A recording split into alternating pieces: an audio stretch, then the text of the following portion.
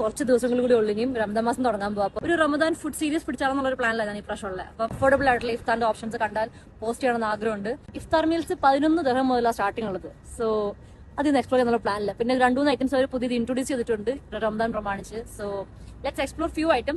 ഇഫ്താറിന്റെയും സുഹൂറിന്റെയും full special dish set ആണ്. എന്നെ കൂടെ ഒറ്റയ്ക്ക് കൂട്ടിയാൽ കൊടുക്കില്ല. So team let's start.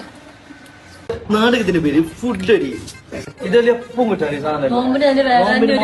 Flavour കൂടുതലാണ്. അതുപോലെ നമുക്ക് നല്ല മച്ചുപൂസ കഴിക്കട്ട് പയലിച്ചേട്ടാ, ഒറ്റ തടിയല്ലേ. പള്ളിച്ചോറ് കുടിക്കാൻ ബീഫ് ലവേഴ്സ്. അതുകൊണ്ടല്ലേ ആഹാരം കഴിക്കാൻ നിർബന്ധിച്ചപ്പോ എങ്കിൽ ആയിക്കോട്ടെ എന്ന് പറഞ്ഞത്. എനിക്ക് ബിരിയാണി കഴിക്കാണ്ട് സ്ട്രെസ് പോവില്ല. എനിക്ക് ഫുഡ് അടിക്കണം. മലയാളികളുടെ ദേശീയ ഭക്ഷണം പൊറോട്ടവും നല്ല ചിക്കൻ റോസ്റ്റും. ഈ ചിക്കൻ റോസ്റ്റിൽ ഈ പൊറോട്ട ഇങ്ങനെ വെക്കാം. ഓ മൈ ഗോഡ്, ഇത് നല്ല ഇങ്ങനെ ഇത് പാൽ പൊറോട്ട. ഇവനാരാ പൊറോട്ട റേപ്പിസ്റ്റോ? ഇവന്റെ വയറ്റില് കൊക്കോ പുഴുവല്ല, കൊക്കോ പാമ്പാന്നാ തോന്നുന്നു. നീയൊക്കെ കണ്ണൂച്ച് പഴയ പോലെ ഒന്നും കഴിക്കാൻ പറ്റണ്ടേ? ഇങ്ങനെ കൂട്ടി പൊറോട്ട കഴിക്കുന്നതൊക്കെ വാശി പിടിക്കുന്ന ആളുകൾ. ഞങ്ങൾക്ക് അങ്ങനെയൊന്നുമില്ല. ഞങ്ങൾക്ക് യാതൊരു അഹങ്കാരവും ഇല്ല. നല്ല മാങ്ങ കിട്ടും മീൻകറി. 3 പെട്ടിയുടെ കാശ് ആ പട്ടിയിരുന്ന് വെട്ടി വിഴുങ്ങണത്. ബിരിയാണി നമുക്ക് എപ്പോ കഴിക്കാൻ പറ്റും.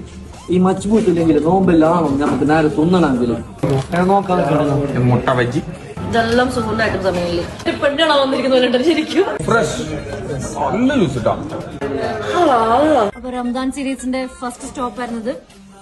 So far everything is good. ഇത് നോമ്പ് തുറക്കാൻ ഞാൻ ഓടിപ്പോണ്ട ആവശ്യമില്ല. ലിംസിൽ വന്നാൽ മതി. ഒരു ജംബോ കിട്ടുന്നുണ്ട്, അത് ഓർഡർ ആക്കി 8 ഐറ്റം ഉണ്ടായിരുന്നു. കഴിച്ചു 2 പോണോ.